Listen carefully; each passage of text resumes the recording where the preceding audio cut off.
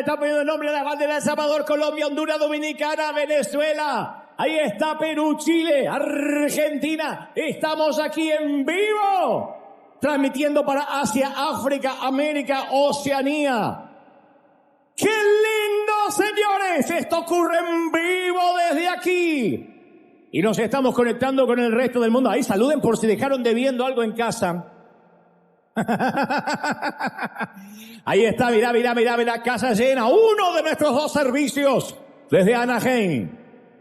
Desde lo que supo ser la capital del entretenimiento, pero ahora es la capital del Espíritu Santo. Y de aquí transmitimos para el resto de los continentes. Señoras y señores, mirá qué linda la bandera que flamea. Bienvenidos. ¡Qué lindo! Gracias, México en la piel. Muy bien, a todos, que Dios les bendiga a todos. Gracias por estar. Recién nosotros cantamos, celebramos, adoramos y ahora estamos conectándonos con ustedes que nos miran desde sus casas, esperando esta palabra que considero Dios puso en mi corazón. En un ratito, nada más te voy a contar el día que mi mentor murió. Antes, tengo algunas cosas para compartirte y ya vamos directo al mensaje. Pero hay cosas que esperamos la transmisión para transmitírselas también al resto de la gente que mira desde sus hogares, que son parte también de River, ¿no? Y que envían su siembra y dice, yo me congrego con ustedes, algunos desde la pandemia, otros desde mucho, mucho antes. Bueno, a decir, como te cuento siempre, cuando orábamos para que Dios nos diera arena, le dijimos al Señor que si nos lo regalaba, o sea, si nos daba la posibilidad de comprarlo, nadie nos regaló, pero lo compramos, íbamos a tenerlo abierto para todo lo que significa la comunidad. Y entonces cada vez que la ciudad tiene que hacer aquí la alcaldía, los concejales, sus elecciones, se reúnen aquí. Aquí se presentó el nuevo alcalde o la nueva alcaldesa, se reúnen aquí los maestros del condado, se reúnen los colegios públicos, sin ningún gasto, nada, sin ningún costo. Y este viernes, justo me tocó estar aquí, pude estar un ratito antes del comienzo, se reunió todo el condado de policía de Anaheim, donde estaba repleto el arena.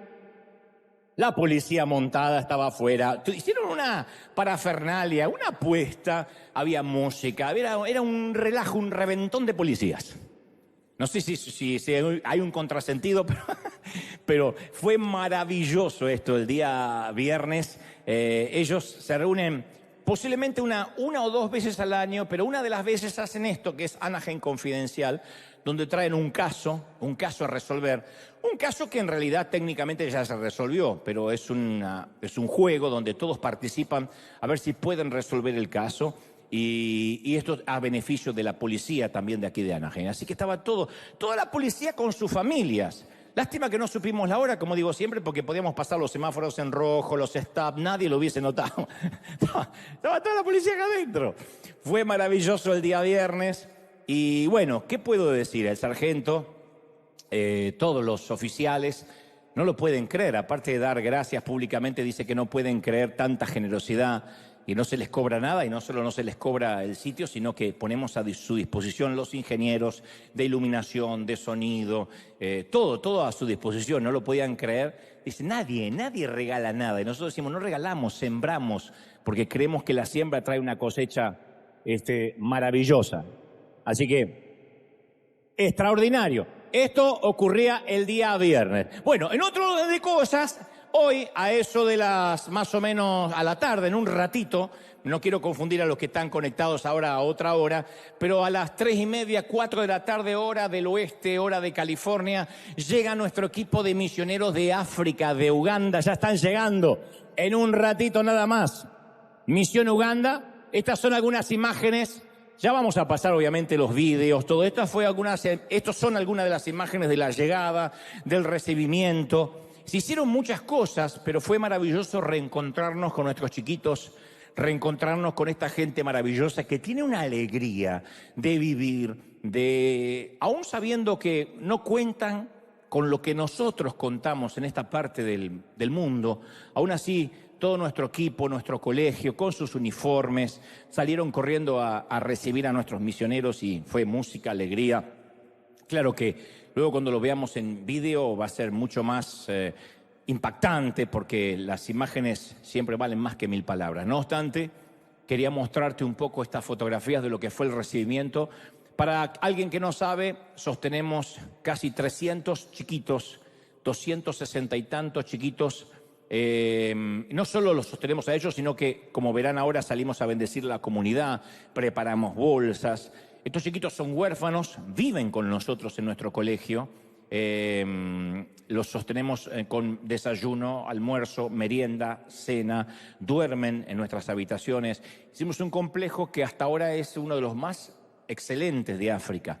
Y luego salimos a las calles, también parte de lo que se hizo, porque se armó un playground para los chiquitos, pero se salió a las calles a bendecir. Lo mismo que hacíamos aquí, o hacemos aquí, lo hicimos también en África y ellos no podían creer porque a veces viven con lo paupérrimo, con lo mínimo, pero fuimos un canal de bendición. Y nuestro equipo de misioneros salió, estuvo en las calles de Uganda, de Nihanga, fue realmente maravilloso. Este equipo maravilloso los vamos a recibir el domingo que viene, llegan en un ratito nada más. Te lo quería contar porque es algo maravilloso. Y ahora sí, ya casi te voy a transmitir lo que creo Dios me dijo que te diga antes, una cosa más, porque yo dije recién, antes de conectarnos, que nuestra semilla, nuestras siembras permiten cosas como esta. No dejamos de bendecir muchos países, México, Colombia, Honduras, Dominicana, Cuba, se sigue construyendo nuestro barrio, nuestras casas para honrar a esos abuelitos. Te vamos a mostrar las imágenes pronto, aunque te fui mostrando fotos, pero ya casi se va a terminar, Dios mediante, antes de fin de año. Se va a hacer River Toys en 15 o 17 países diferentes, donde vamos a repartir 1 millón de juguetes gratis al estilo River. Y acá también va a haber una fiesta. Acá también, el 23 de diciembre, el sábado 23 de diciembre, vamos a tener una gran fiesta acá enfrente, pero River Toys va a ser en todo el mundo. Bueno, no en todo el mundo, pero en unos cuantos países. Ahí están algunos: Argentina, Cuba, Uganda, Venezuela, Colombia, México, Panamá, USA. Vamos a repartir 1 millón de juguetes y aquí va a haber una enorme fiesta que estoy seguro que te va a encantar participar, traer a tus chiquitos, promocionar. Pero bueno, entre otras cosas también vamos al humilde país, Tierra Santa, donde yo nací, Argentina. Llegamos hasta la isla Maciel, junto al equipo de Más Vida Quilmes, junto con Carly Anacondia, que es quien está llevando adelante esto. La isla Maciel es un lugar muy pobre en Argentina y llevamos bolsa con alimentos, regalos, corte de cabello, llevamos diversión para los chiquititos con un circo de un querido amigo también. Así que quiero que vean esto, tras estas imágenes de lo que pasó en Argentina, de lo que hace tu semilla allá en mi país, en lo último de la tierra. Te voy a transmitir después de esto lo que creo Dios me dijo que te diga. Mira. Es tu semilla, esa es tu siembra. Gracias por ser tan generosos. Y 2 minutos más robo para aclarar. Yo decía recién, cuando hablaba de mi Argentina, acerca de Tierra Santa, y bien vale la aclaración, que alguien me dijo si yo me había pronunciado, habíamos dicho algo respecto a lo que sucede en Medio Oriente, en Israel. Y yo digo siempre que los que tenemos el oído de las personas, los que Dios nos dio la enorme responsabilidad de un gran público aquí en el mundo, uno tiene que cuidarse de no ser dogmático. Entonces soy muy cuidadoso de decir, bueno, sí o sí, el Israel es el reloj de Dios y esto sucede por tal y cual cosa. A veces, en el afán de que dar una explicación, uno puede llegar a confundir más. Lo cierto es que ya sea Ucrania, Rusia, Palestina, Israel, siempre vamos a estar orando por las víctimas inocentes de cualquier guerra, de cualquier conflicto. Claro que oramos por Israel, pero no oramos más que por cualquier otro país que el día de mañana pueda estar en conflicto o en guerra. Independientemente de lo que pase a nivel escatológico, apocalíptico, nosotros siempre vamos a orar, no solo por las víctimas inocentes, por los soldados, por los muchachos que son reclutados cuando hay un conflicto y cuando nos enteramos a diario de que se cumple la palabra al decir oiréis de guerra y de rumores de guerra, de plaga, de pestilencias. Lo único que puedo decir es que Dios dice alzad los ojos al cielo, que la venida está cerca, que el fin está cerca, pero lo cierto es que siempre oramos, ¿sí? Siempre oramos. Me pronuncio o no me pronuncio en las redes, siempre nuestra oración va a ser por todos los países que están en conflicto y por los que están pasando necesidad. No hace falta ser cool, por decirlo en las redes, sino que oramos siempre sin cesar. Así que esta iglesia sí que está orando por Medio Oriente, como oramos también, no dejamos de orar por Rusia y Ucrania, que no pasó a ser una noticia vieja. Sigue el conflicto y también oramos por ello. ¿Estamos listos para lo que Dios nos va a dar, sí o no? No, hay 2 o 3. ¿Estamos listos? Sí. Muy bien. En este año se cumplieron 2 décadas desde la tragedia del transbordador de Columbia, la nave insignia de la nueva flotilla de la NASA. En la mañana del 1 de febrero de 2003, cuando regresaba a la atmósfera de la Tierra, el transbordador se desintegró, a pesar de que habían hecho algunas misiones anteriores.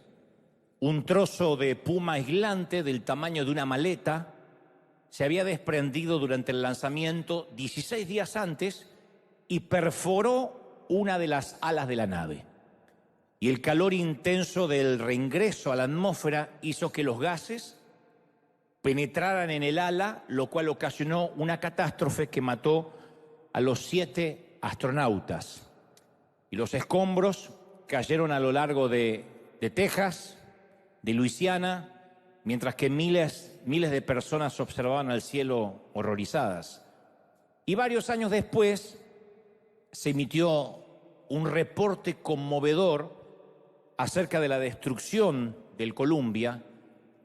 Dicen que cuando la misión estaba en progreso, cuando todavía los astronautas estaban en el espacio, los especialistas de la NASA se preguntaban si el daño del ala sería fatal, porque lo habían notado, se habían percatado del daño del ala en el despegue. Entonces se preguntaban si iba a haber un problema en el reingreso a la atmósfera. Y el director de aquel vuelo o de aquel proyecto, un tal John Harpole, concluyó con lo siguiente. Él dijo: si el ala está dañada, ya no hay nada que podamos hacer ahora. Los astronautas están en el espacio. Entonces sugiero que no le digamos nada a la tripulación, porque no pueden hacer nada. Es mejor que tengan un vuelo feliz. No podemos preocuparlos de antemano diciéndole que podrían morir inesperadamente al reingresar a la atmósfera, porque tampoco sabemos a ciencia cierta si esto es trágico. Así que no se lo digamos.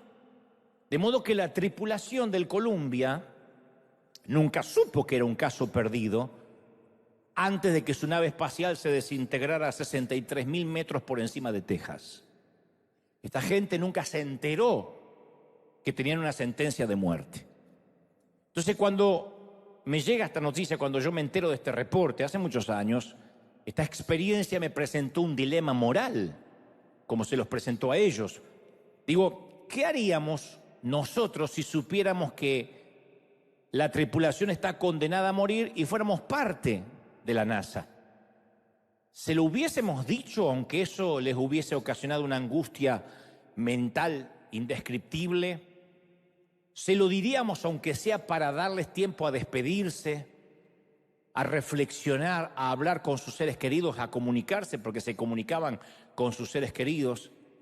Quizá les daríamos tiempo para que hagan las paces con Dios, de ser necesario, o nos quedaríamos callados, como confesó este caballero de la NASA, permitiendo que las horas finales de los tripulantes fuera un tiempo de alegría, de algarabía, suponiendo que todo iba a estar bien, suponiendo que iban a reingresar a la atmósfera, iban a estar con sus seres queridos y que no iban a morir en las próximas horas. Entonces, en cierta forma, este dilema del Columbia se parece a lo que todos los cristianos, al dilema que todos los cristianos nos enfrentamos. Especialmente aquellos, insisto, a los que se nos prestó el oído de la gente. Y como decía hace un ratito, tenemos la enorme responsabilidad de decir lo que creemos Dios nos está diciendo. Y esta es la razón por la que hoy quiero hablarte acerca de la muerte inminente y lo que va a ocurrir inmediatamente en los primeros minutos apenas nos muramos. Esto se debe a que no hay excepciones. Las estadísticas en cuanto a la muerte son del 100%, o sea que no hay nadie que no vaya a morir.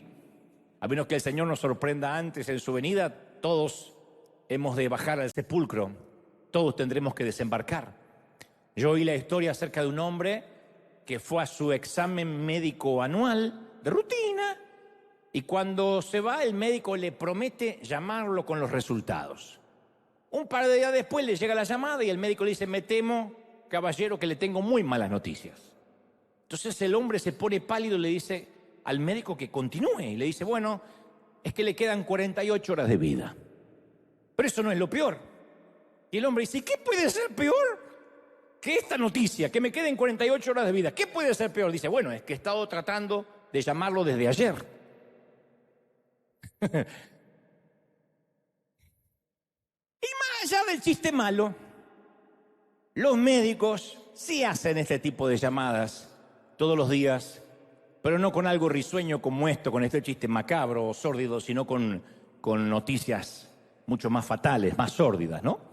Y el tema de fondo es que acomodamos continuamente nuestra vida en torno a ignorar, evitar o reprimir el hecho más irrefutable del mundo, que todos vamos a morir y que tendremos que desembarcar en algún momento, que este vuelo se va a terminar, independientemente de la edad que tengamos. Aunque hagamos lo imposible por eludir ese acontecimiento, todos hemos de desembarcar.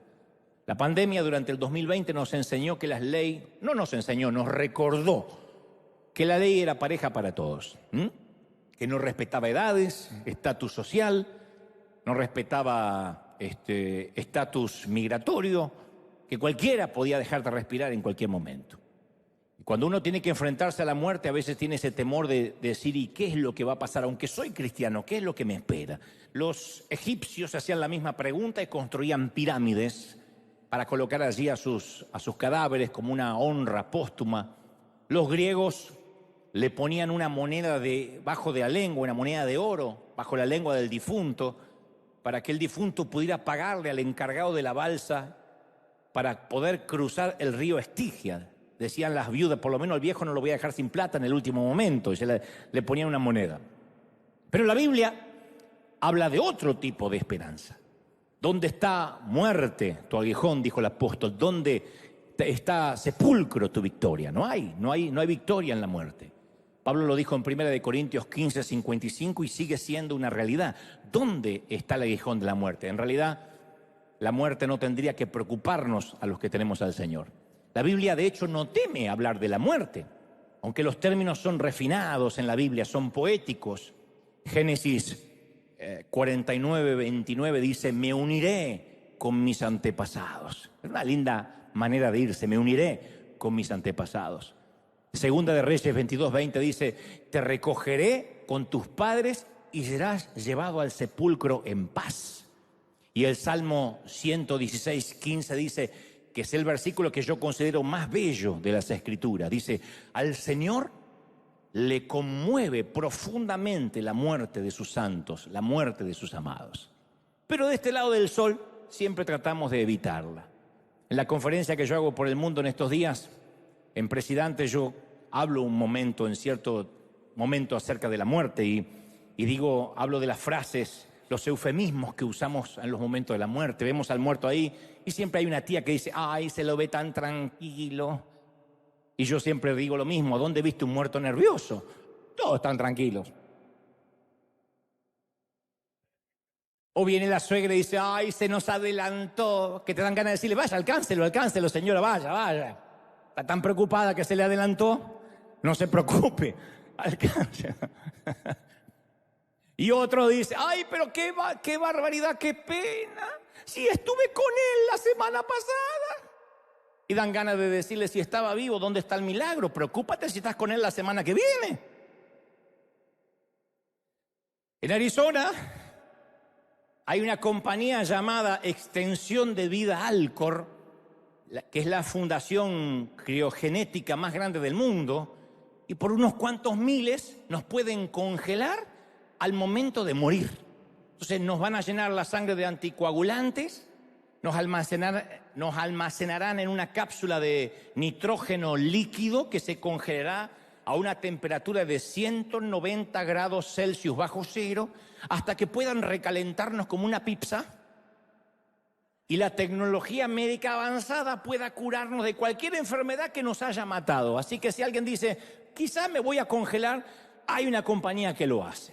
Para los que no les gusta pasar frío ni después de muerto, hay una compañía en Seattle llamada Genes Inmortales que ofrecen conservar nuestro ADN durante los siguientes 10.000 años para ser clonados cuando descubran cómo clonarnos.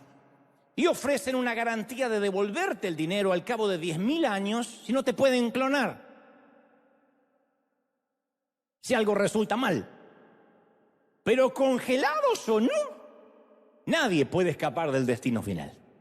Yo leí hace unos años que cuando los médicos, esto estoy hablando de unos quizás 50 años atrás, medio siglo, cuando los médicos percibían con claridad que la vida de algún paciente peligraba y no existía una garantía razonable de cura, entonces esa persona pasaba en el hospital o en la clínica o en el nosocomio a la lista del peligro. Y esta lista del peligro era un indicador de que había cuestiones en juego que eran más profundas que las médicas, que las clínicas. Y entonces se llamaba de inmediato a un cura, a un rabino o a un pastor según las creencias del paciente, para que hablara con él, para que arreglara los temas del alma. Pero actualmente, desde hace 50 años para atrás, quitaron esa lista de todos los hospitales por ley, porque descubrieron que la presencia de un clero, la presencia de un religioso, podría atemorizar al que está por morir. Así que, como en el caso del transbordador, prefieren no alertarlos que están a punto de morir. Y en vez de traerles a alguien que hable acerca de su alma, prefieren decirle que todo está bien o no hablar en todo caso, para no alertarlos. Por eso yo quiero hablar de estos primeros 5 minutos que considero que son los más emocionantes de nuestras vidas. Si yo te preguntara cuáles fueron hasta ahora tus 5 minutos, tus 300 segundos más sorprendentes, más emocionantes que has experimentado. Y hay una gran posibilidad que si pudiésemos recordar, quizá hayan sido los primeros 5 minutos al nacer. El tema es que no tenemos memoria, pero estoy seguro que nada supera esos primeros 5 minutos a cuando nacimos. Porque después de 9 meses de nadar en una placenta oscura, solitaria, de pronto descubrimos que había un mundo alrededor. Y descubrimos colores, todo junto, colores, sabores, sonidos, sensaciones, gente. No puedo creer que con esa cara ese sea mi papá y otras cosas. Si hubiésemos podido hablar, habríamos dicho, mamá, no tenía idea de esto es maravilloso. No tenía muchas ganas de abandonar tu seno porque 9 meses acostumbran a cualquiera. Pero esto es muchísimo mejor, mirá lo que me estaba perdiendo. Y por eso yo estoy seguro que los 5 minutos más asombrosos que vamos a volver a experimentar son los 5 minutos después de fallecer, los primeros 5 minutos después de morir. Que yo sé, me están mirando como diciendo, no tengo apuro, yo lo sé.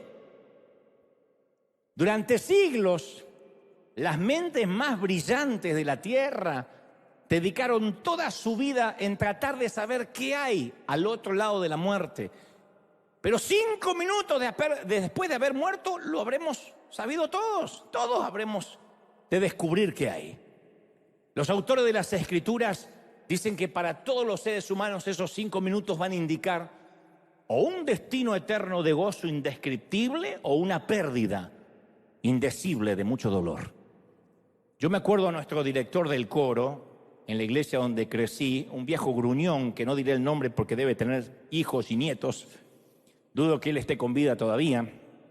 Y no sé dónde estará, no sé si lo aguantaron allá arriba o no, pero cuando este director gruñón del coro se sentía frustrado por las pésimas voces de quienes creíamos que cantábamos, pero en realidad estábamos ladrando, lo entiendo. Y él, que era un eximio músico, tenía un oído absoluto, a veces perdía los estribos y decía, mejor que aprendan a cantar, porque en el cielo es lo único que vamos a hacer durante siglos. Y a mí en ese entonces la idea de cantar durante 10.000 millones de años bajo la dirección de este viejo no era la idea que yo tenía para decir qué bruto, qué linda eternidad. No era lo que me gustaba. Otros decían que en el cielo iban a ser horas y horas de culto. Pero no eran este tipo de servicio, eran unos cultos de aguante.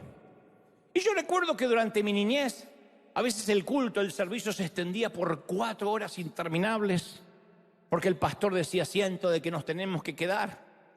Siempre se manejaba por el desfase hormonal del pastor, no por el horario. Y yo podía escuchar literalmente la voz de Dios diciendo, ya, pastor, deja ir a mi pueblo, libéralos. Por eso me aterraba Esta idea de estar de culto continuo, yo digo, lo que va a ser aburridísimo. Otros creen y consideran que el cielo va a ser como la Florida, un lugar para la gente retirada, con palmeras, cisnes, donde la gente toca el arpa y cuenta historias, las mismas. Una vez alguien me preguntó, yo necesito saber si va a haber fútbol en el cielo. Y yo le respondí, mira, en el cielo no se va a poder mentir, no se va a poder decir malas palabras, ni hacer trampas, por lo cual no puede haber fútbol. Y quizá haya fútbol en el infierno, porque allí dice que habrá llanto y rechinar de dientes. Así que eso me suena más a la CONCACAF. Es posible. Y finalmente, algunos han tomado de manera literal las palabras de los autores de las Escrituras. Y he escuchado a muchos predicadores hablar del cielo y decir, bueno, allí va a haber mar de cristal, calles de oro. O sea, los autores trataban de... Lo que habían visto desafiaba todo intento de descripción. Por ejemplo, si nosotros hubiésemos vivido hace 1000 años y tuviésemos que describir un avión, y nunca hasta ahora conocimos un avión, pero lo estamos viendo en una visión porque Dios nos trasladó al futuro, diríamos, bueno, es como un pájaro gigante de metal. Eso es lo que pasa cuando algunos de los profetas o discípulos, en el caso de Pablo, fue hasta el cielo y dice, bueno, todas las imágenes bíblicas, las arpas, las coronas, las calles de oro, el mar de cristal. Algunos han dicho, qué lindo un mar de cristal. En un mar de cristal no te puedes bañar, te rompes la cabeza porque es de cristal. Pero cuando los autores usan la metáfora, están hablando de tan cristalino, de tan puro. O sea, son intentos simbólicos de expresar lo inexpresable. Y si tomáramos la Biblia de manera literal, tendríamos que suponer que porque Cristo dijo que fuésemos como palomas, todos deberíamos poner huevos. Entonces, uno tiene que saber que es un lenguaje de hipérbole, de metáfora. Lo cierto es que en primera instancia, a priori, el apóstol Juan relata en Apocalipsis 19:9, dice, dichosos los que han sido convidados a la cena, de las bodas del Cordero. Eso es lo que más me grafica lo que primero va a ocurrir en el cielo. Juan dice que no solo veremos a Dios, sino que experimentaremos la alegría, el gozo de una boda, de un casamiento. Y aquí tengo que hacer una salvedad. Si has tenido hijos pequeños o los tienes todavía, seguramente en algún momento te habrán dicho que van a querer vivir contigo para siempre. Hay un momento que el niño dice, yo nunca me voy a casar. Es una clásica promesa infantil que todos los niños hicimos no sabiendo la imbecilidad que estábamos diciendo. Mamá, papá, aunque yo crezca, siempre me voy a quedar aquí hasta que ustedes sean muy viejitos y yo los voy a cuidar. Todo niño hace esa promesa infantil. Y a esa edad no sirve mucho explicarles que va a llegar un día en que se querrán marchar. El día que se enamoren y quieran tener su propio hogar y quieran formar su propia familia. Es que cuando nuestro hijo es pequeño aún no comprende que va a llegar el día en que en su vida aparecerá una mujer mucho más bonita y lista que su mamá. Lo siento. En el caso de nuestra hijita pequeña, conocerá a un hombre mucho más inteligente, más alto, más espiritual y apuesto que su papá. No va a ser mi caso, pero seguro el tuyo.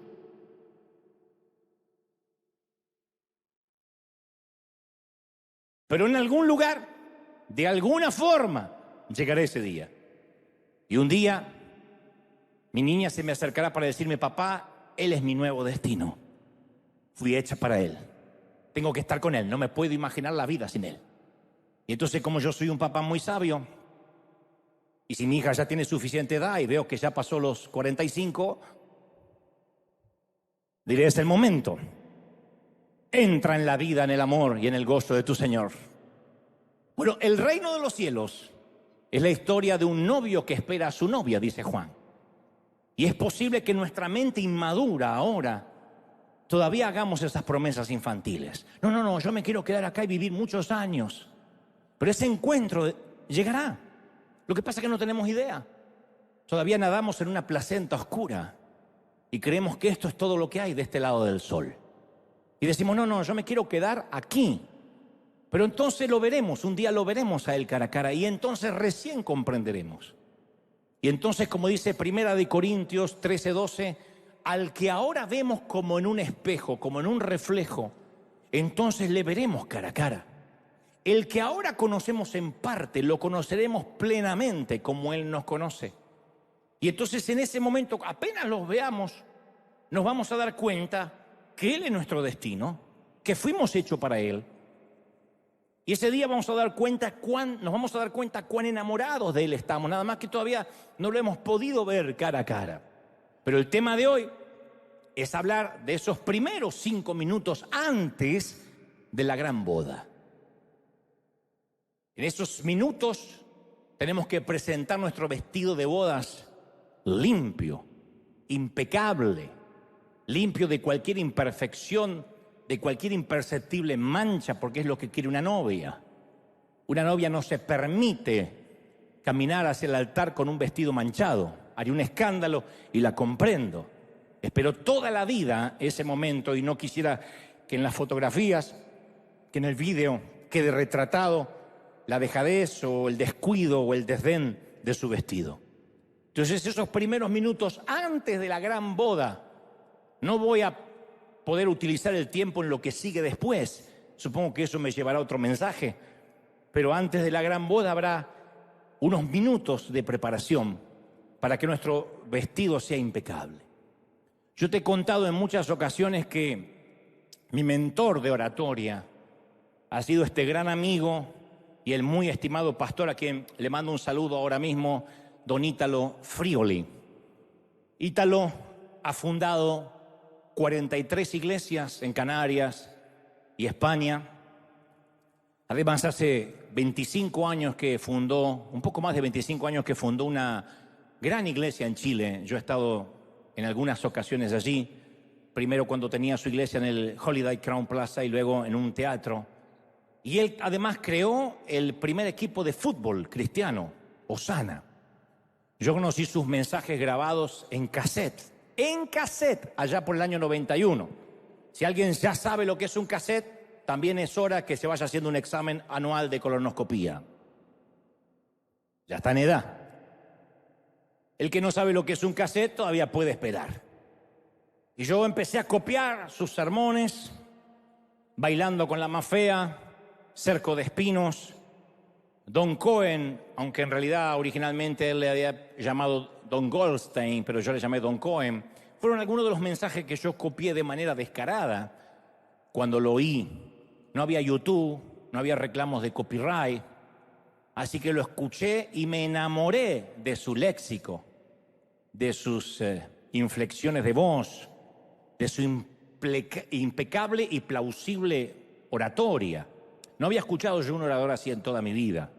Su acento español mezclado con el italiano, con el argentino, hacen un cóctel maravilloso y yo nunca había oído hablar a alguien así, sin los vicios que a veces tenemos los predicadores, de hacer repetir a la gente, amén, gloria a Dios, fuerte el aplauso. Él simplemente es un orador exquisito y yo dije, quiero aprender de él. Y como todo mentor a quien uno admira, yo le he honrado públicamente cada vez que he podido, de alguna manera. Y él siempre vuelve de alguna forma a aparecer en alguno de mis mensajes. Pero hoy esta es la primera vez que hablaré específicamente, explícitamente de él y de esos primeros minutos que él estuvo en el cielo. Obviamente no se quedó en el cielo, si no ya estaría muerto, ¿no? Pero Ítalo estuvo aquí hace unas semanas, aquí en River, y me regaló este magnífico libro de su autoría, que apenas lo leí, le pedí permiso para poder relatar parte de su testimonio y compartir su caso, el caso Frioli. Obviamente te voy a compartir un pequeño fragmento, yo no podría compartirte un libro completo hoy. Y nunca he hecho antes algo así, nunca. Con ningún otro libro, ni siquiera con los míos, con ningún otro autor. Pero el relato me conmovió tanto que supe de parte de Dios que debía compartírtelo. El libro se llama La Entrevista y está disponible hoy mismo en nuestro bookstore. Para quienes lo miran en cualquier parte del mundo a través de Amazon, lo pueden solicitar. Y yo lo quiero recomendar, endosar y desafiarte a lo que lo puedas leer, desafiarte a que lo leas sin tener que detenerte a llorar en cada capítulo. No es esta la idea de hacer un negocio, ni mucho menos, porque no es algo que me haya pedido Ítalo. Él jamás me dijo promociona mi libro, simplemente me regaló uno. Hay muchos que me hacen llegar libros de todas partes del mundo. Tengo muchos autores amigos que me regalan sus libros. Nunca he usado este sitio para recomendar un libro. Porque no quiero que alguien sospeche o soslaye la idea, bueno, quiere vender algo, ganar algo con esto. En primer lugar, en primera instancia, a priori yo no gano nada. Ojalá me hubiese hecho participar de esto, pero no me ha hecho participar. Y él supongo que cobrará alguna regalía por los libros, pero no era el hecho de lo que hoy te voy a compartir. Lo cierto es que le dije, Ítalo, necesito compartir lo que tú escribiste allí en el libro. Y él me dijo, sí, me emociona, me conmueve, quiero que la gente que te oye pueda tener una idea de lo que me pasó. Ítalo fue hospitalizado de urgencia a causa de COVID y algo sobrenatural y extraño ocurrió aquel sábado 26 de junio de 2021. Él dice que le costaba respirar, que sus pulmones estaban casi por colapsar y entonces sintió que sus fuerzas se iban y su cuerpo se hacía cada vez más liviano y tuvo la misma sensación de estar flotando. Frigoli sintió que era llevado a una habitación oscura donde había una luz anaranjada que le permitía ver una puerta al frente, como recién veíamos en la portada del libro. Y también sentía la presencia de otra persona aquí a su derecha, por encima del hombro, aunque él jamás la podía ver. Él dice, yo no supe si era un ángel, si se trataba del mismo Señor. Y dice, no vi ninguna luz. Y él no vio ninguna luz, además de esa luz anaranjada, no vio una luz en un túnel, ni ángeles, ni escuchó música celestial. Lo que sí sucedió, lo que sí pasó, es que toda su vida trascendió ante sus ojos. Y entonces en la oscuridad de esa habitación aparecieron imágenes como si se tratara de una pantalla de cine. Y lo primero que ve son imágenes de su niñez. Se vio con unos 9 años, recuerda cómo estaba vestido, en dónde era, yendo a la tienda a comprar huevos y pan por pedido de su madre. Notó que regresando a casa un huevo se le escapó de sus manos, se le rompió, así que decide regresar a la tienda y en un descuido de la dependiente roba un huevo para reponerlo. Ítalo no recordaba ese episodio de su vida. Y ese fue el principio de la entrevista que le da título al libro. Quien estaba detrás de su hombro le pregunta, ¿qué es eso? Y él empezó a decir, bueno, es una cosa de chicos, ni siquiera me acordaba. Una bobería, una chiquillada. Y la voz le dijo, ok, entonces eres un ladrón. Ítalo insistió que no era un ladrón. Dijo, no, yo no soy un ladrón, solo repuse un huevo. Y entonces comenzaron a aparecer imágenes de otros momentos en su vida en los que se quedó con algo que no le pertenecía. Cuando era joven se encontró con una billetera en un restaurante y en lugar de entregarla, se quedó con el dinero que había dentro.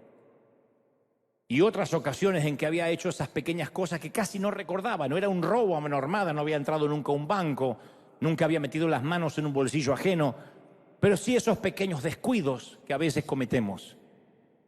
Y el Señor le volvió a decir, o esa voz le volvió a decir, entonces tú eres hasta que tuvo que admitir que era un ladrón. E inexorablemente aparecieron más imágenes de su vida. Porque todo pecado no confesado por más insignificante y pueril que parezca, aparece en esa pantalla. Todo pecado que él nunca dijo, que nunca puso bajo la sangre de Cristo, empezó a aparecer en esa pantalla. Y comenzó a sentir Ítalo una enorme vergüenza. Él no quería que el Señor o que ese ángel viera esas imágenes. Y dice, aparecieron escenas de mi juventud, mentiras, algunos chistes con doble sentido que a veces uno hace entre caballeros, entre hombres, que él no le había dado mucha importancia, pero estaban ahí en esa pantalla con lujo de detalles. Y una y otra vez la voz le preguntaba, ¿y eso qué es? Y mi querido mentor tuvo que comenzar a contestar con el nombre explícito que Dios le da a cada pecado. ¿Cómo le llamas a eso? Eso es mentira. Y aquello es engaño. Eso es enojo. Eso es una mala palabra. Bueno, es que a veces hablamos así los hispanos. No. ¿Cómo le llamas a eso? Blasfemia. Eso es lujuria. Eso es robo. ¿Qué es aquello? Odio. Eso es ira. Esto es resentimiento. Esto es envidia. Esto es falta de perdón. 1000 imágenes y se le pidió que lo diga con el nombre indicado. Ítalo resalta que a esta altura su espíritu comenzó a tener un dolor que no podía describir con palabras. Él dice, ningún dolor físico se parece a lo que yo sentí en mi espíritu. Y él rogaba que la entrevista se terminara de una vez. Pero empezó a ver los momentos de violencia, de ira. Se podía escuchar a sí mismo maldecir e insultar. Por ejemplo, se vio en medio de un partido de fútbol. Yo te dije que él fue el creador de un gran equipo en Chile llamado Osana. Y él es un gran futbolero, un gran seguidor, fan del fútbol. Y él vio como miles, en la pantalla, como miles de personas gritaban obscenidades contra un mal arbitraje. Le gritaban al árbitro que se muera y se acordaban de su familia. Y él vio cómo él se unió a esos gritos en medio de la euforia. Pero de pronto, de alguna forma, se le bajó el volumen a todo el resto del estadio para que solo pudiera escucharse su voz, su insulto al árbitro. Todo el estadio muteado y apareció su voz. Y luego aparecieron los momentos en que deseó la muerte a alguien. Vio las ocasiones en que mientras conducía maldijo a otros conductores. Se recordó, apareció en la pantalla cuando una mujer que cree que maneja hizo una maniobra imprudente y él la insultó con palabras y gestos. Cuando Ítalo me contaba esto y yo pensaba en mis chinos, a esta altura dije, no tengo posibilidad. Y el Señor o la voz le preguntó, ¿qué es eso? Y él quería decirles que eran palabras que se lleva el viento, que no significaban nada. Él es de descendencia italiana y los italianos siempre parece que están gritando o moviendo las manos ampulosamente. Es una costumbre también argentina. Pero no pudo excusarse. Le recordó a Mateo 12:36 que dice la palabra, más yo digo que de toda palabra ociosa que hablen los hombres, de ella darán cuenta en el día del juicio. Entonces, ¿cuántos de nosotros hemos deseado el mal a alguna persona en algún momento? Tan solo lo hemos pensado, hemos dicho, bueno, ya le va a ir mal. Como hizo las cosas, no merece que les hagan las cosas bien. Ya voy a ver cómo cae. Siéntate en el umbral de tu puerta y verás pasar el cadáver de tu enemigo. Lo decimos como si fuera un proverbio bíblico. Dudo que se recupere de esa enfermedad. Está pagando lo que hizo. Y esas palabras, esos pensamientos se empezaron a reflejar en la pantalla. E inmediatamente le vino a la mente Mateo 5:22 cuando Cristo dijo, pero yo digo que cualquiera que se enoje contra su hermano será culpable de juicio. Y cualquiera que le diga necio a su hermano será culpable ante el concilio. Y cualquiera que le diga fatuo, que es lo mismo que decir torpe, imbécil, menso, quedará expuesto al infierno de fuego. No es esta una ley mosaica, no es la ley de un viejo profeta, es el Señor. El Señor puso a la ira, al enojo, a las palabras insensatas, al mismo nivel que el asesinato, porque todo eso se origina en el corazón. Y nosotros lo tomamos como algo liviano, decimos, bueno, uno dice tantas cosas. Pero Dios sabe que de la abundancia del corazón habla la boca. Y también en aquella entrevista Ítalo oyó con su propia voz hacer promesas que nunca cumplió. ¿Cuánto hemos hecho promesas que no cumplimos? Tal vez nosotros nos olvidamos, pero no Dios. Hay personas que dicen, si Dios me da este empleo, yo prometo diezmar fielmente. Y luego Dios los bendice, diezman un par de veces y luego se olvidan, ya está. Otros dicen, no, si Dios me bendice o me sana o trae esta sanidad a mi familia, yo voy a ser fiel, voy a servirle y luego nos olvidamos. Ítalo también recordó una vieja costumbre que tenemos los líderes y los pastores, y es decir, voy a estar orando por tu situación, a veces por sacarnos a alguien de encima.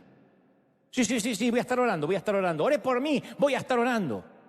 Y cuando llegamos a casa encendemos la televisión o vamos a la computadora y nos olvidamos de esa promesa. Le dijimos a alguien, voy a estar orando y no estamos orando. Mateo 5:37 enseña: sea vuestro hablar sí, sí, no, no, porque todo lo que excede a esto de mal procede. Entonces Ítalo se vio diciendo y haciendo cosas y palabras y pensaba: ¿cómo pude ser tan estúpido? ¿Cómo pude ir a tal sitio? ¿Cómo pude decir esas palabras? ¿Cómo pude pensar esas cosas? Todas las veces que había cometido pecado y no lo había confesado ante Dios, se proyectaron ante sus ojos. Todo pensamiento indebido, toda vez que miró a una persona en forma indebida, toda maquinación en contra de otro, las imágenes de toda su vida continuaban en la pantalla y se veía a sí mismo, él decía, sucio, hediondo. Estaba postrado en el suelo de la habitación y su espíritu solo rogaba: ten misericordia, ten misericordia.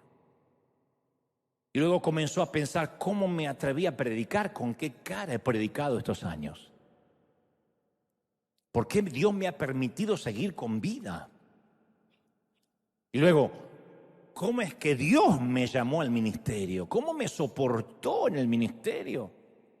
Y se vio a sí mismo tan vil, tan sucio, que todo lo que podía hacer era pedir que Dios lo perdonara, que tuviera misericordia. No había más excusas. La Biblia nos enseña que habrá dos juicios diferentes, uno para los cristianos y otro para los que desecharon a Dios. Y el juicio para los cristianos es el tribunal de Cristo, donde daremos cuenta por nuestras palabras, por nuestras acciones, por nuestras motivaciones. Y nuestras acciones y motivaciones serán examinadas, será un examen minucioso. Y nuestros pensamientos, las intenciones, hasta las palabras ociosas que hemos dicho serán recordadas. Dice la Biblia más: yo digo que toda palabra ociosa, palabra holgazana, palabra que está de más, en el afán del chisme, que hablen los hombres, darán cuenta de esas palabras en el día del juicio. No es una hipérbole, no es una metáfora. Uno dice: ¿cómo toda palabra? ¿Cómo todo pensamiento? Toda acción, pero todo, ¿a qué se le dice todo? Y solemos pensar que es una hipérbole, como cuando le decimos a nuestro hijo: te he dicho 1000 veces que cierres la puerta. Obviamente no se lo hemos dicho 1000 veces. Exageramos para que le quede claro el mensaje: te dije 1000 veces que haga la tarea. Y a veces pensamos que el Señor, cuando dice todo, está usando una hipérbole, así, una exageración. Él dice: no estoy exagerando, es cada palabra ociosa. Y todos nosotros usamos un espinel de palabras ociosas, más los hispanos. No sé si nos dimos cuenta que los pobres gringos tienen un solo insulto que usan para todo.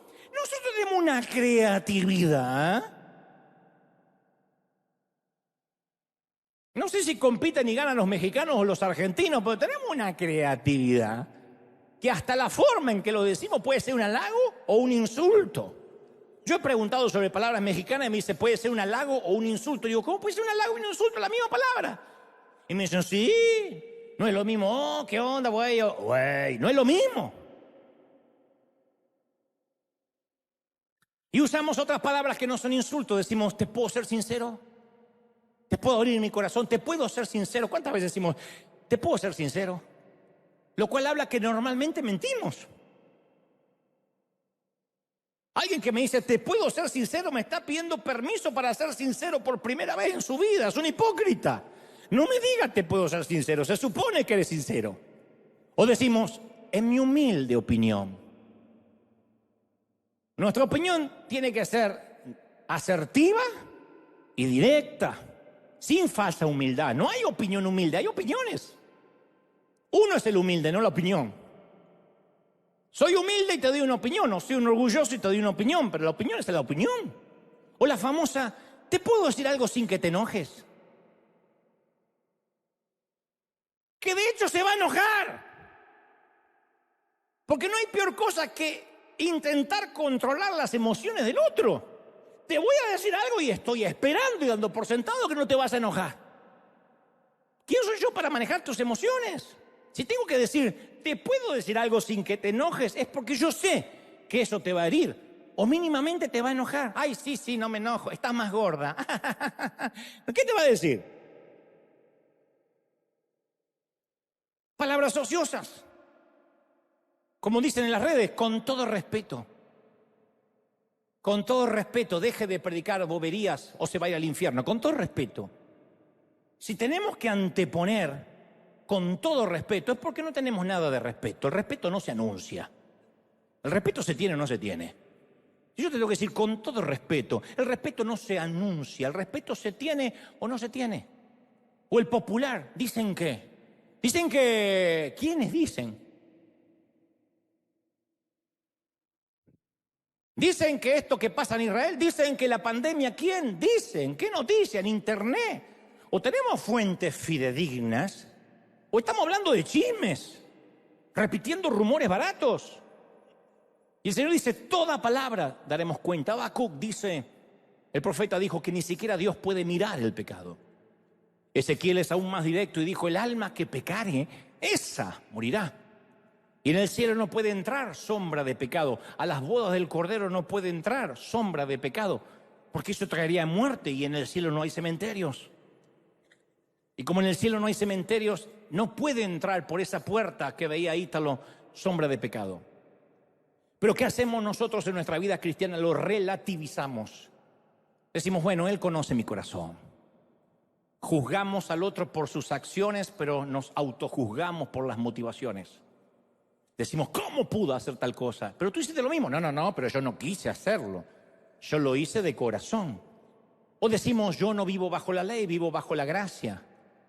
Pero terminan siendo excusas banales, porque a veces tenemos más temor de ser descubiertos por el pastor que por Dios. Y creemos que Dios es nuestro Padre, pero no creemos que es nuestro juez. Y entonces tratamos de pasar por la vida negociando con nuestros pecados.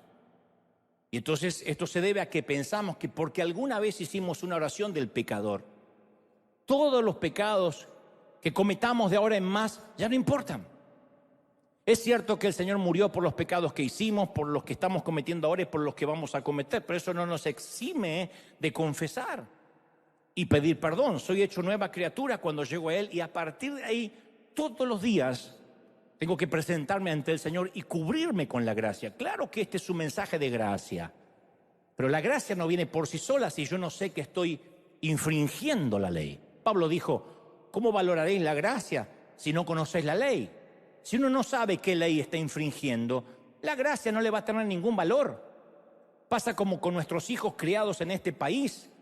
Si la mayoría no sabe lo que es la pobreza y no sabe lo que es la escasez, ¿cómo se va a transformar en un niño agradecido por lo que tiene? Lo más probable es que dé por sentado todo y que crea que el mundo le debe algo. Y hay muchos que no saben lo que están transgrediendo.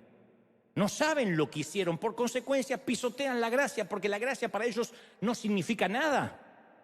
Si tú no sabes que tienes cáncer, no vas a valorar el tratamiento contra el cáncer. Te da lo mismo si nunca supiste que tenías metástasis. Pablo dice, si no sabes qué ley estás infringiendo, la gracia no hace sentido. Pero nosotros llegamos a la iglesia y hacemos en alguna ocasión la oración del pecador, o le dicen la oración del penitente. Todos los que seguimos a Cristo, en algún momento hemos hecho esas palabras, hemos dicho esas palabras, Señor, perdóname, te recibo como mi Salvador.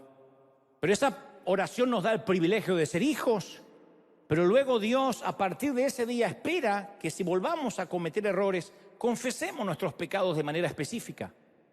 Primera de Juan 1:9 señala, si confesamos nuestros pecados, Él es fiel y justo para perdonarlos y limpiarnos de toda maldad.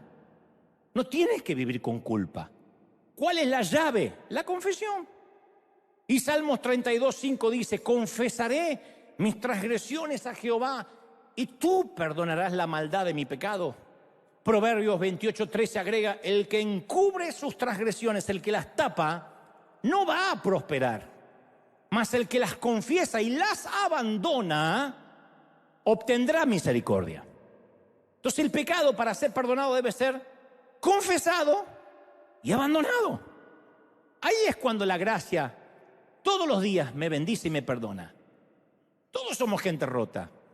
Todos los que estamos aquí somos imperfectos y luchamos con debilidades, con pecados. El hecho es que algunos se entregan a una mente cauterizada y dicen, bueno, más sí, no me importa, Dios conoce mi corazón. Y otros todos los días vamos y pedimos, Señor, perdóname. Ítalo relata que la entrevista aún se puso más álgida. Comenzó a ver los momentos en que comenzó a hacer negocios que, aunque eran honestos, todos habían fracasado. En su caso, él no fue llamado a hacer negocios, como sí otros son llamados a hacer eso, pero él fue llamado a ser pastor. Y entonces aquella voz le dijo que en realidad sus motivaciones no eran suplir para la familia. Sus motivaciones era que no podía confiar en Dios para suplir sus necesidades. Y aquellos negocios extras, en su caso, eran una suerte de plan B por si algún día Dios dejaba de bendecirlo. ¿Qué tal si algún día Dios me deja de bendecir? Por lo menos tengo la casita, por lo menos tengo tal cosa. Había ofendido al Señor con su falta de fe en Él, lo había herido. Y dice Ítalo, y hubo un silencio largo, esos silencios intensos que solo ocurren cuando herimos a un ser amado. Luego le mostró las veces en que se había distraído y había perdido el enfoque de su llamado. Le mostró las personas que había dejado entrar a su círculo, a su vida, y que no eran de bendición, sino eran de distracción. Dios no le empezaba a hablar ahora de pecado, sino de peso. Pablo dice que seamos libres de todo pecado y del peso que nos agobia. El pecado es lo que podemos reconocer. El peso son aquellas cosas que nos distraen. No son pecado etimológicamente, pero nos distraen, nos desenfocan. Ítalo solo le rogaba el perdón a Dios. Y no supo cuánto duró aquella entrevista, pero cuando terminó, dice, yo me sentí más limpio que nunca. Sentí un gozo indescriptible que no tuve en toda mi vida de cristiano, una euforia inusitada. Y todo ese dolor de su espíritu se transformó en una gran alegría. Sintió una enorme paz. Dice, tenía ganas de saltar, tenía ganas de correr, de gritar de alegría. Estaba eufórico, estaba exultante. Y cuando Frígoli me relata esta historia, le pregunté, ¿y dónde queda la gracia? ¿Qué pasó con aquello que todo había sido perdonado y limpiado por la sangre de Cristo? Y él me dijo muy atinadamente, no, Dante, todo lo que alguna vez confesé y cubrí con la sangre no apareció en esa pantalla. Yo tenía muchos más pecados, pero eso no apareció, no estaba borrado. El Señor solo quería que confiese con mi propia boca lo que nunca había confesado, lo que había ocultado, incluso lo que había olvidado. O lo que relativizaba, bueno, esto no es pecado, ¿quién no tuvo mal día? Todo pecado que le había pedido perdón al Señor alguna vez, jamás apareció en aquella pantalla, no existía. Estaba en foja cero. Pero hasta que Él no nombró cada pecado por su nombre, con el nombre en que lo conoce Dios, no con las licencias semánticas que nos damos nosotros para que el pecado no suene tan feo. Él no le llama debilidad, Él no le llama error, Él no le llama a todo les pasa. Hasta que Él no confesó los pecados con el nombre que se lo conoce al pecado en el cielo, ese pecado no desapareció. Y los pecados no funcionan como las causas judiciales que luego de varios años sin movimiento prescribe la causa y se cajonea para siempre. Hay gente que ha salido libre, han descubierto que ha sido un asesino, pero luego de 20 años y entonces la causa está prescripta. Pero no así con el pecado, pecado no confesado, pecado que no es cubierto por la sangre, pecado que te ha de seguir por la eternidad, por pequeño que nos parezca. Pecado que no decimos, es una bobería. Porque no estoy poniendo esto en un estante alto que nadie puede alcanzar. Estoy diciendo, la única bobería es confesarlo. Lo único que quería el Señor es que lo confiese. ¿Cómo llamas a esto? Bueno, una chiquillada. No. A ver si nos entendemos. ¿Cómo lo llamas? Pero esto es una bobería. ¿Cómo lo llamas? Ladrón. ¿Y cómo le llamas a esta mala palabra? Bueno, es que los hispanos hablamos así. En Culiacán y en Buenos Aires, así hablamos. No, ¿cómo le llamas? Bueno, exabrupto, no es exabrupto. No aparece así en mi ley. ¿Cómo se llama? Momento de que no pude manejar mis emociones, una alteración psicosomática. No, ¿cómo le llamas? Blasfemia.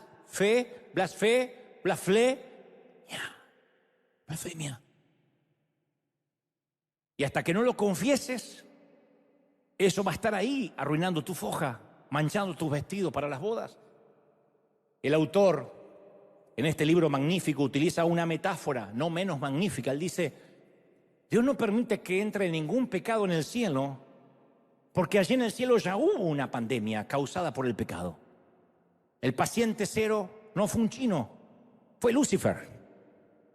Y 1/3 de los ángeles del cielo dio positivo. Entonces tuvieron que ser puestos en una cuarentena eterna. Y para poder entrar al cielo uno tiene que ser vacunado con la sangre de Cristo obligatoriamente. Y es la única forma de deshacerse del pecado. La única manera. Pero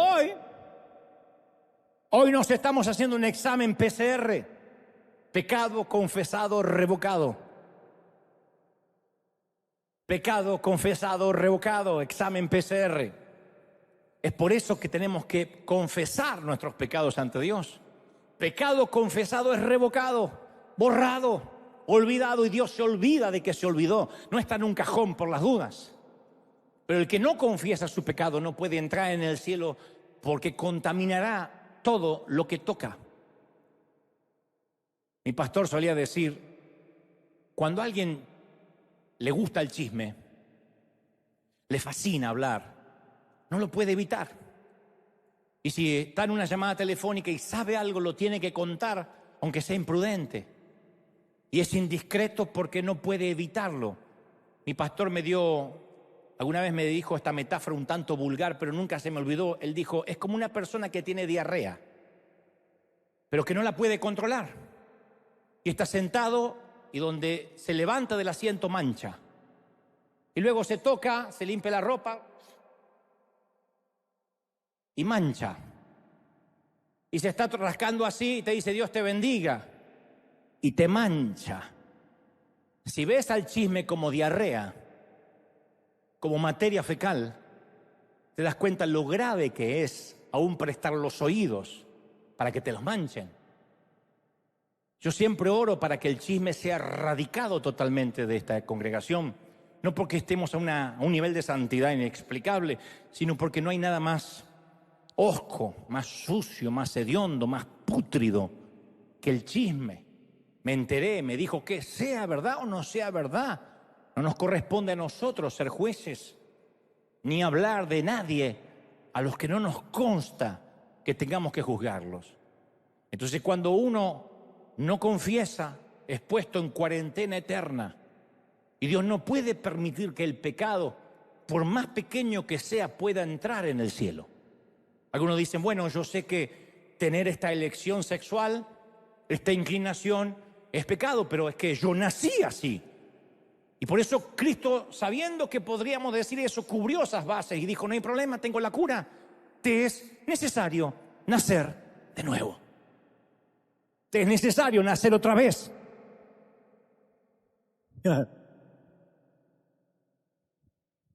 Pero solemos hacer confesiones selectivas. Entonces, cuando vamos a orar, decimos cosas como: bueno, Señor, tú conoces todas mis debilidades. Eso no es confesar. Si alguna vez estuviste ante un juez terrenal, sabes que eso no es confesar. Dígame exactamente cómo ocurrió. Bueno, qué sé yo, un poco de todo. No, tienes que confesar. Eso irá a la carátula de tu expediente. Pero nosotros vamos ante Dios y seleccionamos los pecados que nos agradan y los justificamos en vez de confesarlos. Hay pecados que confesamos, pero hay otros que no, porque siguen siendo nuestros favoritos. Hay pecados que nos resultan atractivos. Hay algunos que son hediondos, pero hay otros que nos resultan atractivos. Y entonces seguimos viviendo en inmoralidad. Seguimos chismeando, seguimos mintiendo, seguimos ingiriendo pornografía. Hay una encuesta reciente de una encuestadora muy importante, Barna Group, que arrojó que el 77% de los cristianos, tanto hombres como mujeres, miran pornografía por lo menos una vez al mes. El 36% ven pornografía a diario. El informe revela que el 57% de los pastores admitieron en algún momento luchar con pornografía o lo están haciendo actualmente. El 90% de los líderes opina que la pornografía es un problema mayor que en el pasado. Y la mayoría de los líderes evangélicos reconoce que su consumo de pornografía afecta negativamente su ministerio, su familia, sus hijos. El 68% de los pastores que lo practican reconocen sentir mucha vergüenza y más de la mitad viven con el constante temor de ser descubiertos. Mateo 5:28 dice: yo digo que cualquiera que mira a una mujer para codiciarla ya adulteró con ella en su corazón. Entonces, cuando Dios le pregunta a Ítalo sobre sus pecados no confesados, usó los nombres que están en la Biblia y no los nombres inocuos, inofensivos que a veces le damos nosotros para que no suenen tan mal. Hay pecados que confesamos y están aquellos que cobijamos en nuestro corazón porque los queremos seguir practicando.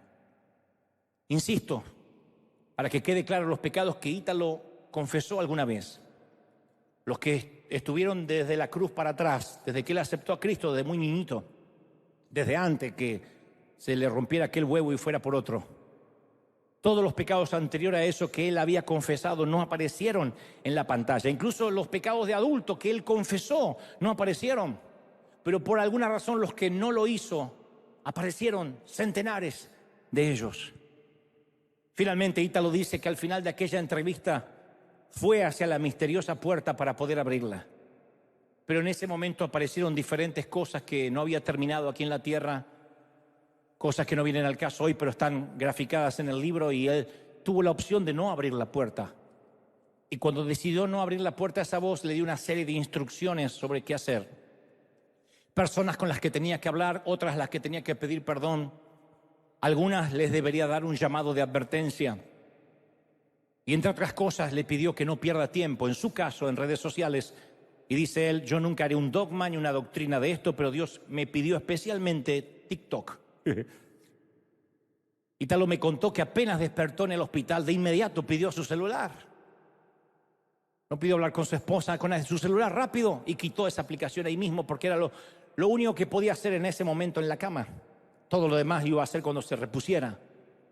Dice él: yo no haré una doctrina de esto, no voy a predicar por allí diciendo TikTok es satánico necesariamente, pero en mi caso me causaba distracción y no lo dudé. No está haciendo una doctrina, digo, pero el pedido fue específico: distracción. Todos en algún momento hemos hecho algo estúpido, todos.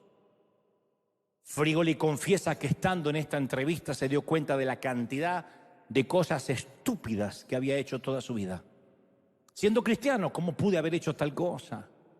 ¿Cómo pude tomar esa decisión absurda? ¿Cómo a veces no nos damos cuenta que por no confesar nuestros pecados estamos obligados a vivir con las consecuencias de esas decisiones? Por no confesar. Porque este mensaje no tiene la idea de que todos se vayan con una culpa atroz. Si te vas con una culpa atroz, no entendiste lo medular del mensaje. Hay que confesar: Señor, este es mi pecado. Soy adúltero, soy fornicario, soy un chismoso, un mentiroso. Deseé la muerte a veces de alguien, soy un homicida.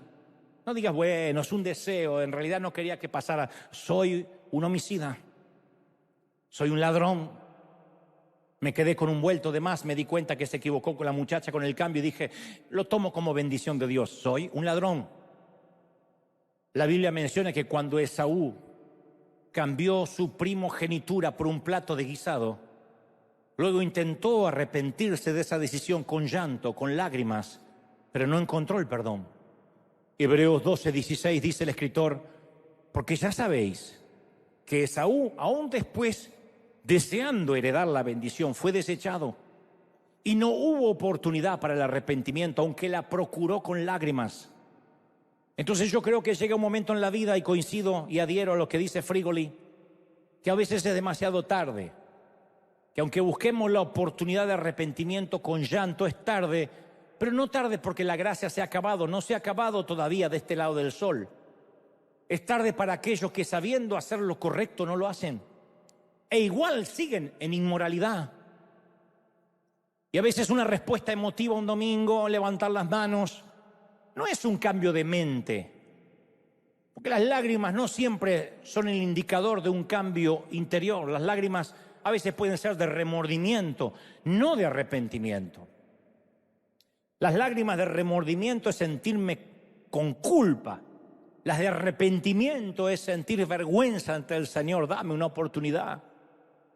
¿Y cuántas veces hemos visto a gente con lágrimas decir, no lo vuelvo a hacer nunca más? Y 3 días después vuelve a hacer lo mismo. Porque ha perdido el temor de Dios.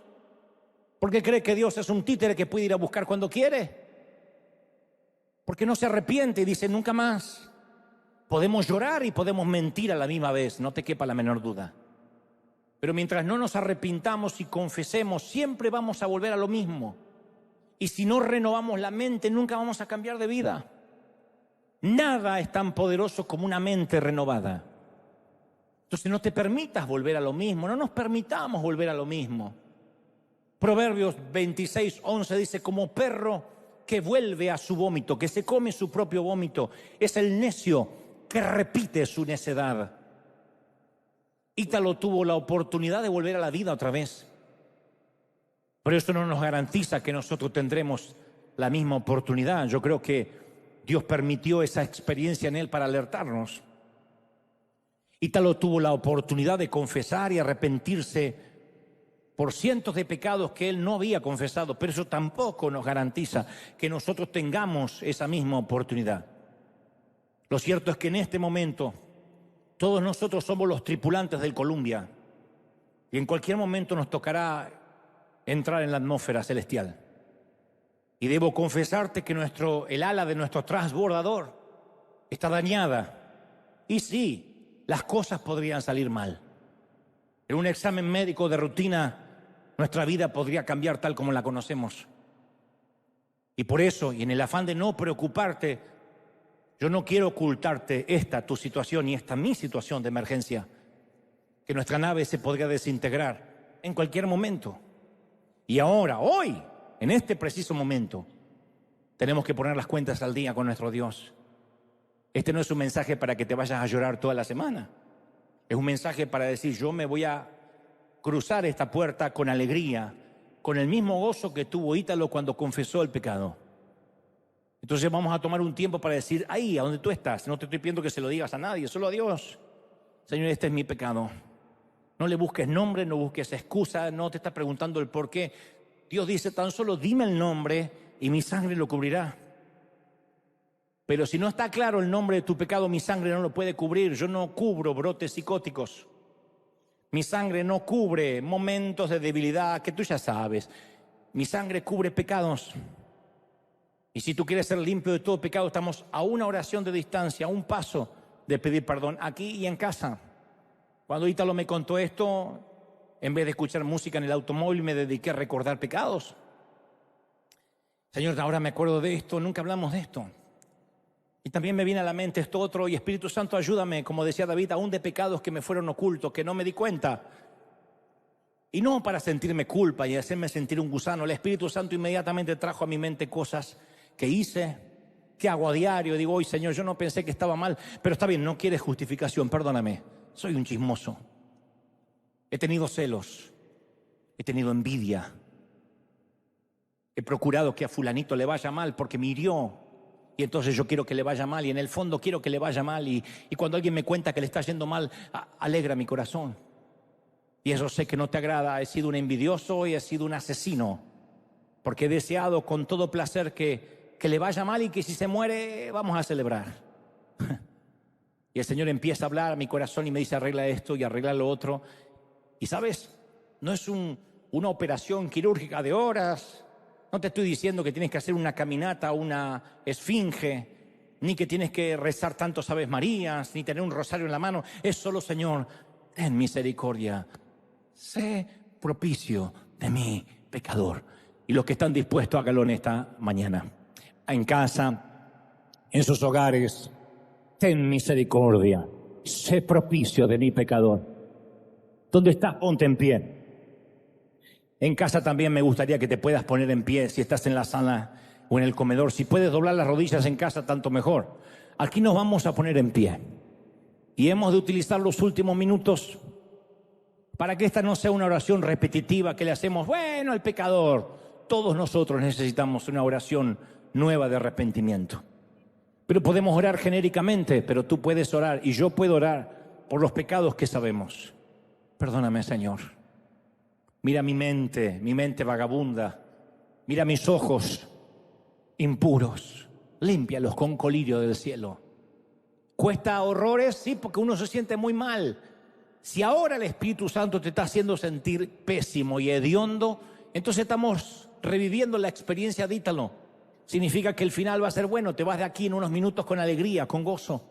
Porque un pecado que confieses inmediatamente es revocado. Dile al Señor, Señor, este es mi pecado. Ora al Señor unos momentos, voy a dejarte unos minutos aquí en casa para que ores conforme el Espíritu Santo te muestre. Si no te acuerdas, dile, Señor, de lo que no me acuerdo también, perdóname, pero de lo que te viene a la mente inmediatamente, perdóname, Señor. Nadie mira lo que yo consumo en la computadora, pero tú sí. Perdona, Señor. ¿Esto se llama? ¿Cómo se llama? Lujuria. Lujuria. Dile, Señor, perdona la lujuria. Y cuando tú mencionas los pecados vas a ver como el efecto Frigoli. Le voy a llamar hasta el día que me muera el efecto Frigoli, porque este testimonio me ha impactado. Y nunca había hablado durante todo un mensaje, decía, del testimonio de otra persona, pero respeto a este hombre, respeto a este caballero y sé que no exageró, no agregó, no ocultó un ápice de lo que creo es la revelación que Dios le ha dado y yo hoy te transmito a ti y a los que están mirando. Dile, Señor, limpia mi vida, perdona mis pecados. No importa si eres católico, ateo, musulmán, protestante. Dile, Señor, perdona mis pecados. Si hemos de ir a las bodas del Cordero, hemos de ir con las vestiduras limpias. Yo quiero estar en las bodas. Y no sé si mi puerta será naranja o azul o de qué color. Pero quiero atravesar esa puerta sabiendo que no hay sombra de pecado que pueda entrar. No hay pandemia que pueda expandirse en el cielo. No hay muerte, por eso no hay cementerios. Señor, límpiame. Y sé que por mis propios medios, con doctrina, nunca seré limpio. Porque somos de la naturaleza de los que pecan. Los que tienen hijos pequeños o lo han tenido saben que un niño puede mentirte a los 3, a los 4 años. Fue mi hermana. Maestra, el perro me comió la tarea. Mi mamá estuvo enferma y por eso no pude hacer la tarea. 3, 4 años. Son egoístas, se pelean con sus hermanos. ¿Quién les enseña? El Señor dijo, vuestra naturaleza es pecar. Eso es lo que hacemos, a eso nos dedicamos, a pecar. Y el Señor en el Sermón del Monte dijo, no podréis ser justos como vuestro Padre en el cielo, si no es a través del Hijo. Dile, Señor, limpia mi vida ahora. Tu gracia me alcance. Uy, levanta las manos y bebe de esta gracia, bebe de este perdón. Padre, he predicado esta mañana lo que creo has puesto en mi corazón. He transmitido lo que creo me has dicho. Señor, y yo te pido ahora que tu Espíritu Santo termine, selle la tarea, imparta, transforme, imparte las vidas, afecta, sella estas palabras. He hablado lo que me has dicho, pero sé que tu Espíritu Santo ahora hace otra tarea. Toca jóvenes, niños, ancianos, a los que están llorando del otro lado de la pantalla, en su casa, en sus hogares. Tú, Señor, lo haces y nos limpias y nos purificas. Vamos, vamos, vamos. Yo siento que en esta confesión viene el gozo del Señor. Porque Ítalo lo sintió, porque yo lo he sentido. Porque te hace una euforia como que has vuelto a nacer. Y tú dices, wow, podría vivir con esto. Y el Señor dice, puedes vivir con ello. Solo ve a mi presencia todos los días. Antes de dormir, no sea Netflix lo último que hagas, sino tus rodillas diciendo, Señor, límpiame, perdóname, aún de lo que no me doy cuenta. Uy, y cada mañana antes del café, Señor, ayúdame a vivir como tú quieres que viva. Sé que voy a meter la pata, pero dame sensibilidad para decidir, para tomar buenas decisiones. Ayúdame. Y entonces verás lo que es la santidad por gracia. no por doctrina, por gracia.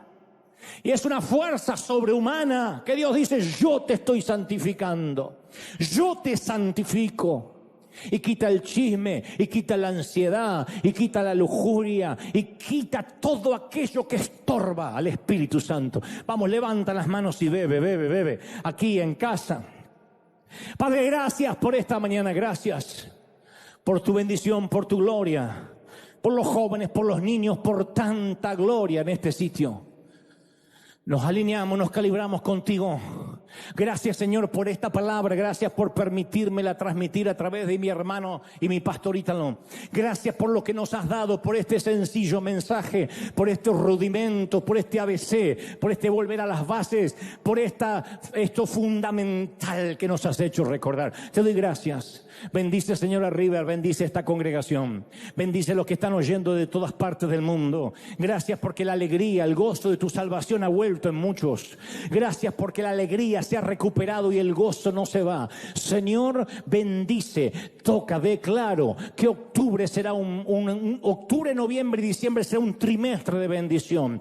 Que veremos tu gloria, que veremos tu bendición, que seremos libres, sanos, prósperos, benditos en el cuerpo, en el alma y en el espíritu. Amén, amén y amén. Gloria a Jesús. Si crees que Dios te habló, celebra al Rey. ¿Cómo te ama el Señor? ¿Te ama el Señor, sí o no? ¿Cómo nos ama? Dale un aplauso al Señor. ¿Cómo te ama, princesa? ¿Cómo te ama, príncipe? Si no, no te hablaría así. Te ama el Señor. Gente, con gozo, con alegría, limpitos. Vayan a casa y disfruten la vida. Chau, chau, chau, chau. Bendecido. Bendiciones.